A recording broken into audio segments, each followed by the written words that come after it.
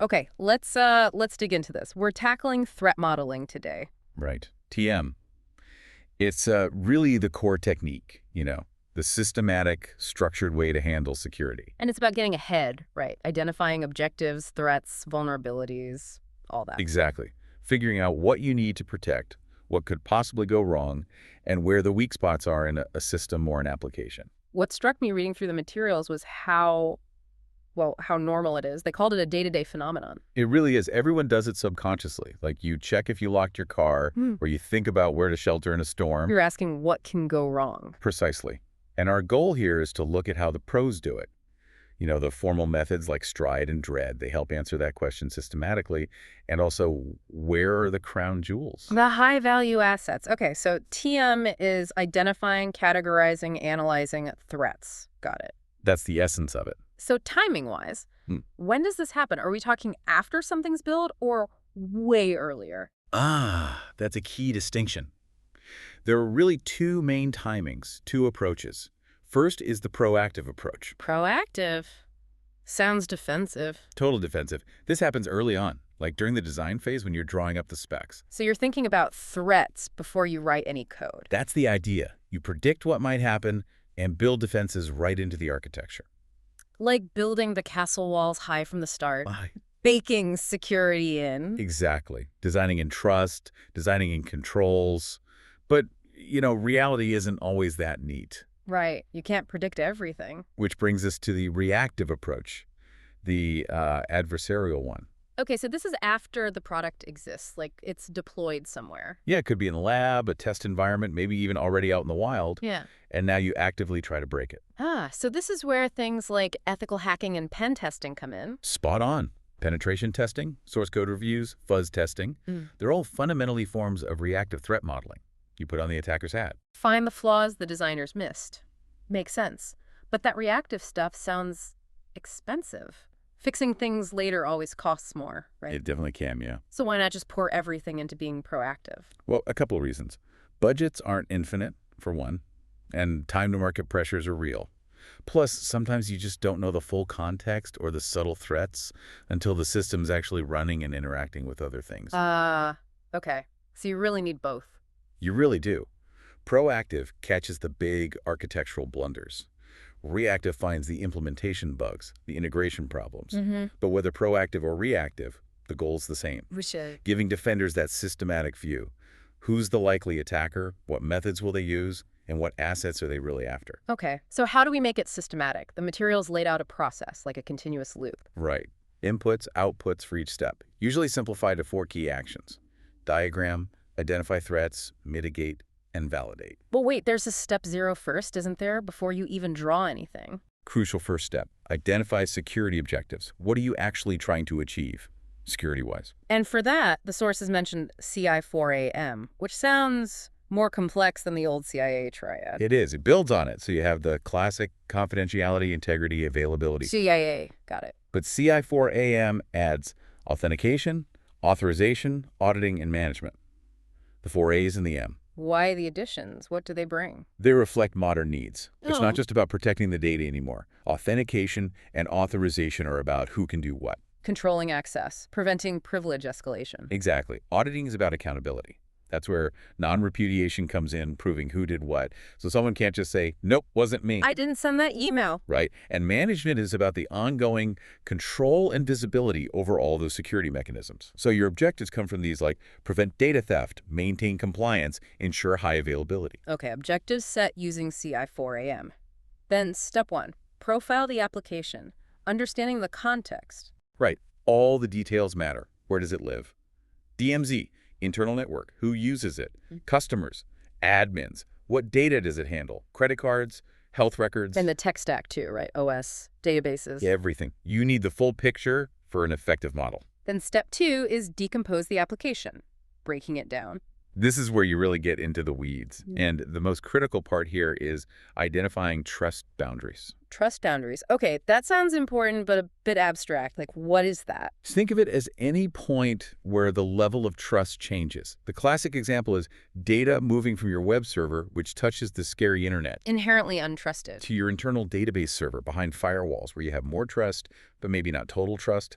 That crossing point is a trust boundary. Ah, like a border crossing where you need to show your passport and declare goods. Good analogy. Any data flow crossing that boundary needs extra scrutiny. And we also look at entry points APIs, open ports, places attackers target first, and exit points, like pages displaying data. Right. And you have to consider the data flows themselves.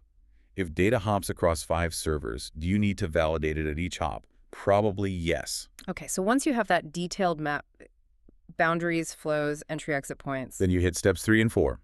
Identify threats and vulnerabilities. Threats being the what could happen, SQL injection, man in the middle. And vulnerabilities being the why it could happen, weak passwords, unvalidated input, long session timeouts. Makes sense. And finally, step 5, rank the threats. This is where you figure out what to worry about most. It gives you insight into the actual risk. And the research mentioned 4 ways to deal with that risk: accepted, mitigated, transferred, Buying insurance, yeah. or ignored.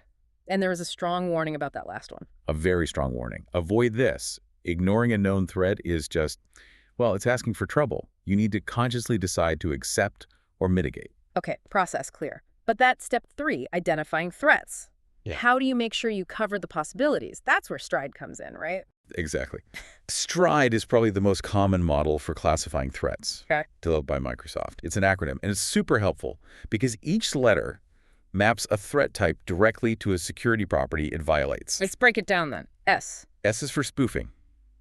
Violates authentication. Yeah. Pretending to be someone or something else, like faking an email sender or an attacker mimicking a legitimate server. Okay. T is for tampering. Violates integrity. This is messing with data or code without permission. Modifying a file on disk, changing data packets in transit. Got it. R is for repudiation. Violates non-repudiation, which we mentioned with CI4AM. This is when someone can successfully deny doing something, like I never clicked that button, when the system should be able to prove they did. I is for information disclosure. Violates confidentiality. Basically leaking sensitive data to unauthorized eyes. Could be a database breach, could be accidentally showing private info on a web page. Makes sense, Steve. D is for denial of service, dilates availability, making a system or service unusable for legitimate users, crashing a server, flooding a network. The classic DOS. And finally, E. E is for elevation of privilege, violates authorization. This is when a user gets more permissions than they should have, like a regular user somehow gaining admin rights. Read-only suddenly becomes read-write. Yeah, that's bad. Very bad. And applying Stride to your system diagrams makes these threats concrete. Take that data flow we talked about, the one crossing a machine boundary. Right, like web server to database server.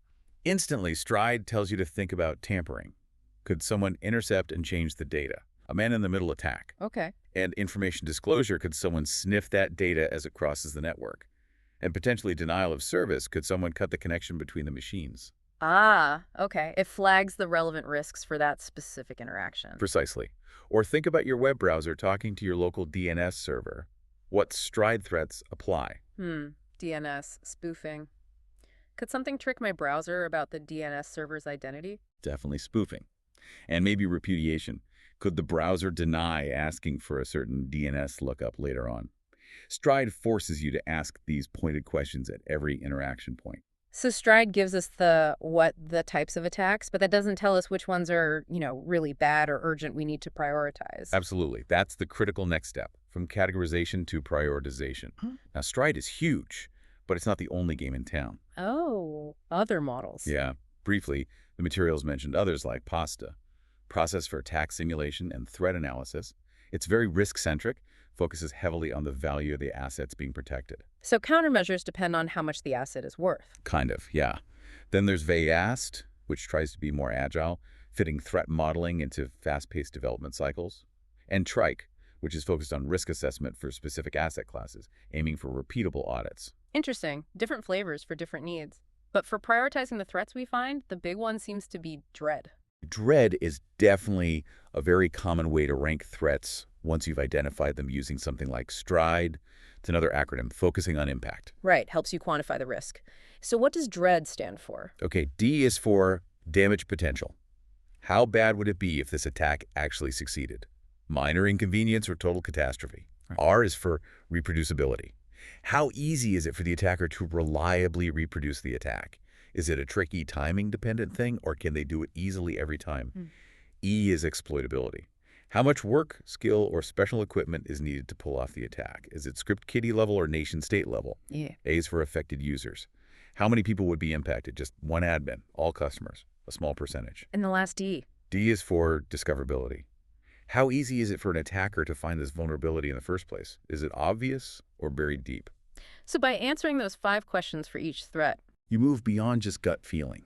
You can score them maybe simple, high, medium, low for each factor, or you can get more quantitative, maybe multiply probability, which you kind of estimate from R, E, and the second D. reproducibility, exploitability, discoverability. Right, multiply that probability estimate by the damage potential, D, and get a risk score, maybe on a scale of 1 to 100. And that score tells you where to focus your effort. Exactly. That number guides mitigation. You tackle the highest scores first, ensuring your limited resources go towards fixing the biggest dangers. Wow. Okay, so this whole flow defining objectives with CI4AM, mapping the system and trust boundaries, using STRIDE to identify what can go wrong, then DREAD to rank how bad it is. It really is a full architecture of defense. It's a continuous loop, Yeah. not a one-and-done thing. Because systems change, threats evolve, it's about systematically understanding your risks rather than just, hoping for the best. Which brings us back to that final step in handling risk. We said you can accept, mitigate, transfer, or ignore, which we should avoid.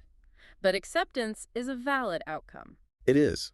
Sometimes the cost of something truly outweighs the potential damage, especially if the likelihood is tiny. So here's something for you, the listener, to think about. We're told not to ignore threats, but accepting risk is sometimes necessary.